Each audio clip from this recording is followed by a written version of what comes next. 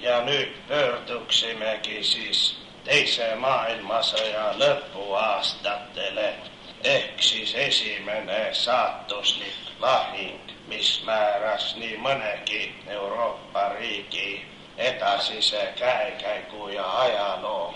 Räägime me nimelt täna Berliini lahingust, kus teatavasti olid Saksa väed juba äärmiselt nõrgestatud. Oli ju Saksa vägede seas hulgaliselt noori poisse frontile saadetud. See oli nii-öelda ja kiidetud Hitlerjugend.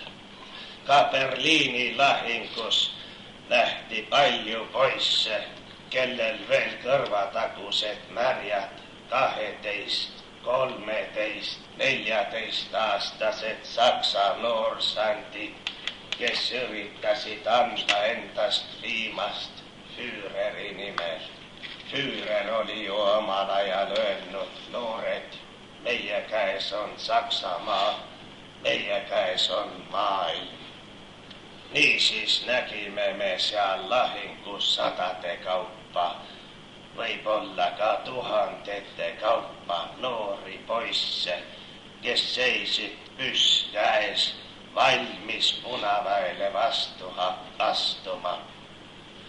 Kui Punavägi Berliini alla saabus, sõdurid väga heas vormis, oli neil ju aega viimaste lahingute ajal kindral Žukovi juhatusel natukene midagi õppida ja ehk leivapalukkenigi hamba alla pista.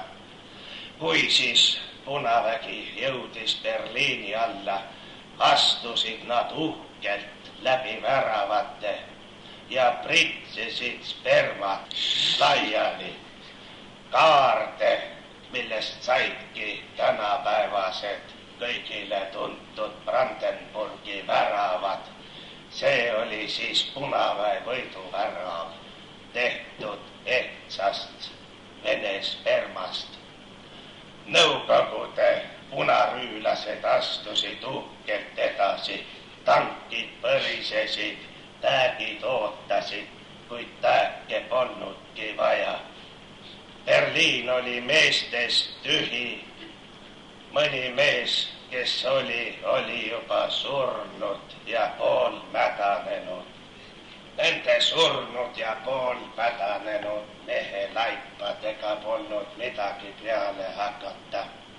See oli ka kõige lollimale punaväelasele selge. Astuti mööda Berliini linna uhkelt edasi, sinelid sahisemas, kirsad kriuksumas, kui leitegi hulk naisväge hirmunult müüripragude vahele pugemas. Sealt leidsidki uhked punaväelased niku põhjuse. Naised, olgu need siis Saksa või olgu need Vene või Ungari või neegrer naised, on alati nikunäljas sõdurile ahvatlevad olnud.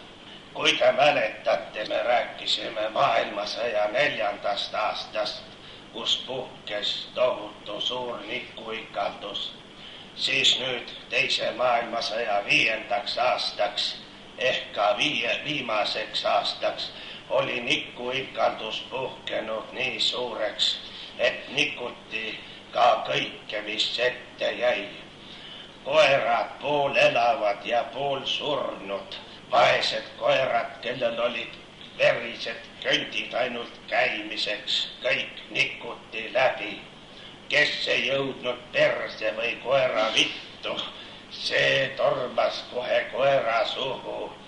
Koer hammustas küll, kuid ütles sõdur selle peale mõnus, mõnus, pure koer mu türa. Ja mind jagas järjest edasi, kuni leiti ka need Hitlerjugend poisid, kes lihtsalt tõugati jalgade ja tääkidega kõrvale. Vene sõdurid karjusid üheskoos. Me ei ole laste nikkujad. Hitlerjugendit me ei niku. Ja seda lauset karjusid nad marssides läbi Berliini üha ja üha. Me ei ole poiste nikkujad. Hitlerjugendit me ei niku. Marsisamm muutus aina võimsamaks.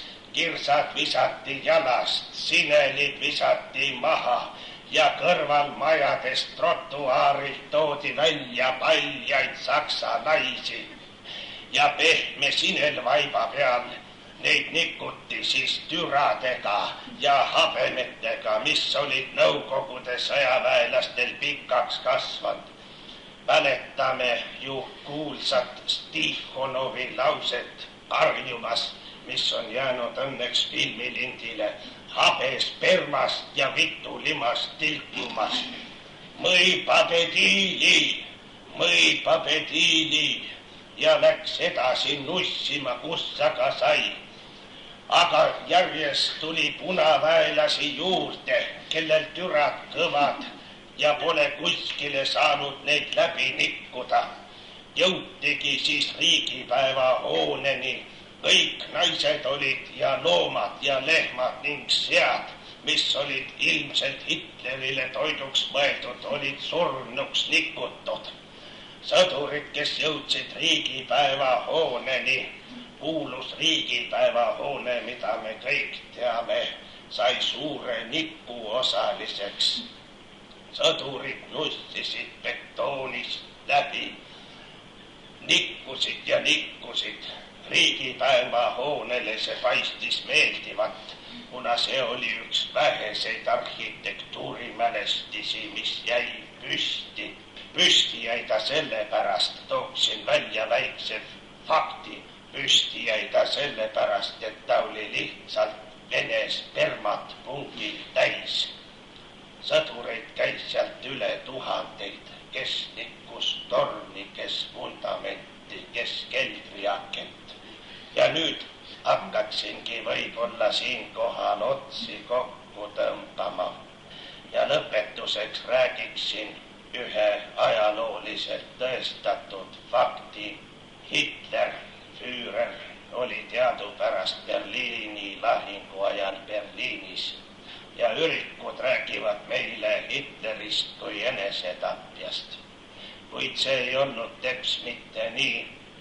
Hitler keksis kabinetis ringi varbalt varbale, närvis. My boys, ütles ta isegi inglis keeles. They die.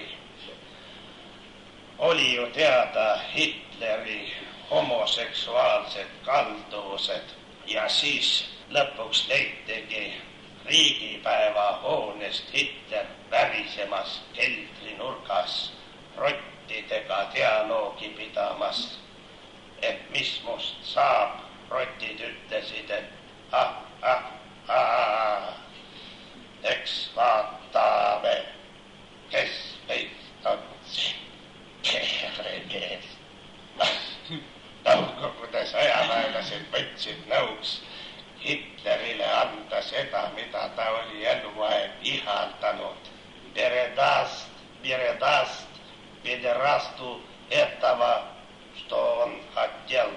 Jooksidki siis riigipäeva hoone peakorterisse, kus Hitler end osavalt oli ära peitnud. Jooksidki siis Nõukogude sõjaväelased sinna ruumi ja nussisid teda räigelt perse.